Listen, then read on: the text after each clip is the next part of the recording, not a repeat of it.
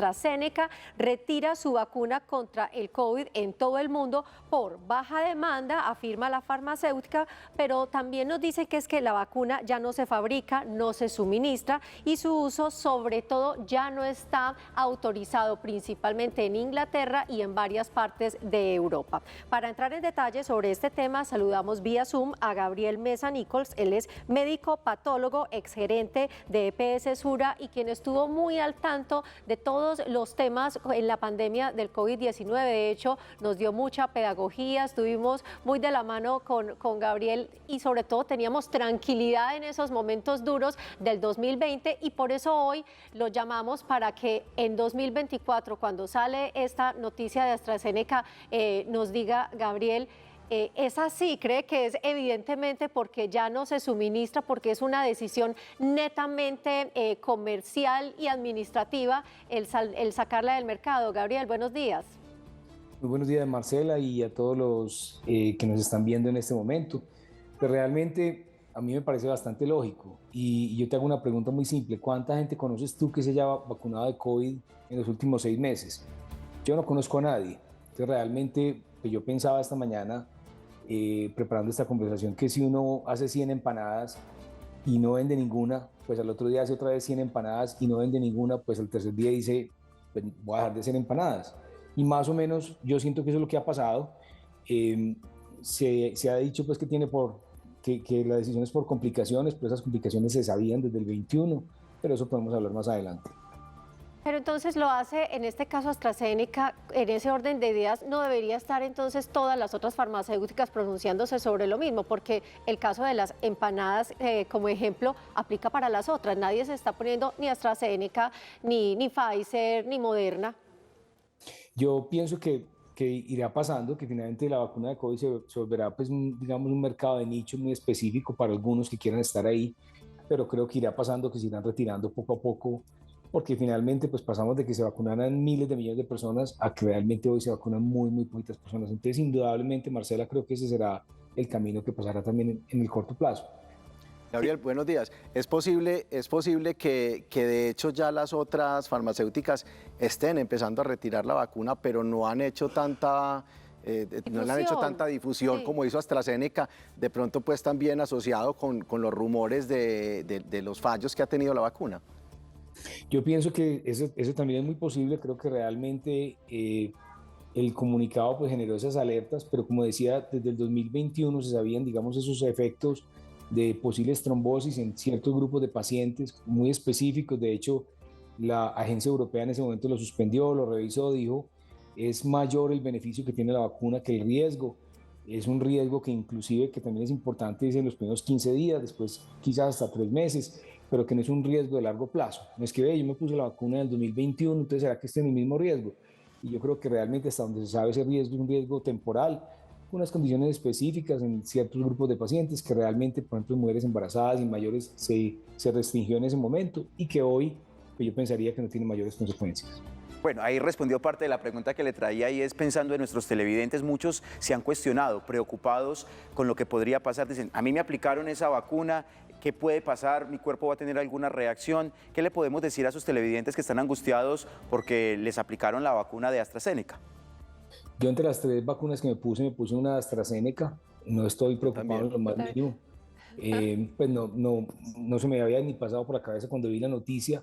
Como les digo, pues era una consecuencia inicial en el corto plazo y no debería tener problemas en este momento, pues digamos 1 o 2 años después.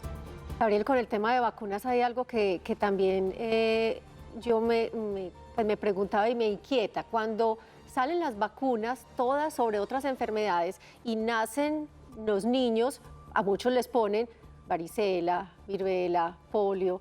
Entonces ya a nadie le van a poner vacuna de COVID. O sea, esa vacuna no fue sino para efectos de frenar una pandemia, o eso no es una vacuna que entra dentro del esquema de vacunación. Mira, Marcela, en este día leía algo que me pareció muy bonito y decía que solamente en una sociedad tan saludable como la sociedad contemporánea pueden existir comunidades antivacunas. Es decir, oye, acabemos con todas las vacunas. Pues las vacunas han sido un milagro pues, de la humanidad. De hecho, han tenido un impacto en reducir la mortalidad.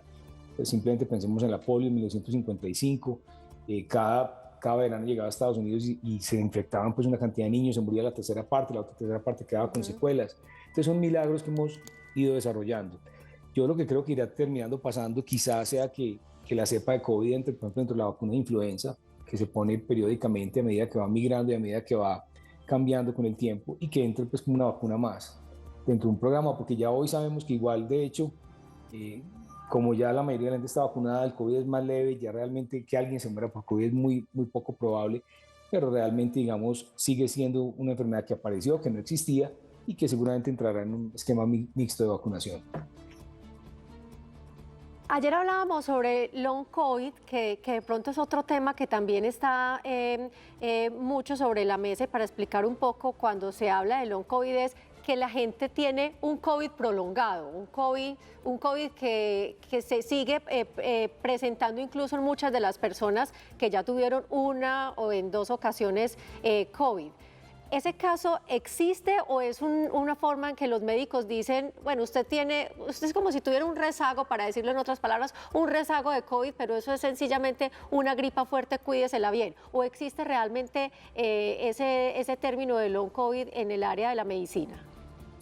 Pero realmente la mayoría de la gente que tiene COVID se recupera por completo. Solamente algunas personas siguen con algunas secuelas que además tienden a mejorar en el tiempo, o sea que no quiere decir que se vuelva una enfermedad crónica, y que no se sabe por qué es, que hay ciertos riesgos, si tuvo una enfermedad grave, si estuvo hospitalizado en cuidados intensivos, si tuvo otras enfermedades, digamos, que agravaron el COVID, o si tuvo pues, inflamación del corazón o de los pulmones, de los riñones, si no estuvo vacunado, si es un adulto mayor o inclusive en mujeres es más frecuente.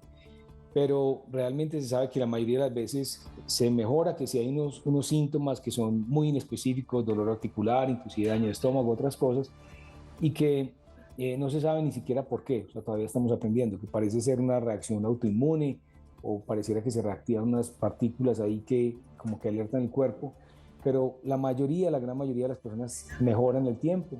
Esos síntomas son muy inespecíficos y no son, digamos, una secuela que se vuelva una enfermedad crónica, que vamos a ver, pues, digamos, un grupo de pacientes, así como decimos, diabéticos o hipertensos, creo que no pasará por ese lado. A mí me queda una duda médicamente hablando, y es que, bueno, ese síndrome de trombosis con el que se le relaciona a esta vacuna de AstraZeneca como posibles efectos secundarios, usted lo indicó, si mal no le entendí, que podría haber sido en su momento una consecuencia de esa vacuna que, recordemos, fue una de las primeras que salió contra el COVID-19. En ese sentido, primero, ¿qué tantas posibilidades hay de que tenga algún efecto con ese síndrome? Porque hay varias denuncias establecidas contra esta farmacéutica, y las demás, ¿cómo están también en ese aspecto? ¿Qué se puede saber de esos efectos secundarios que hasta hoy se siguen estudiando? Sí, de hecho, en el momento, digamos, del COVID, creo que hubo que hacer un trabajo muy grande de pedagogía, porque realmente, digamos, el miedo era como el factor común.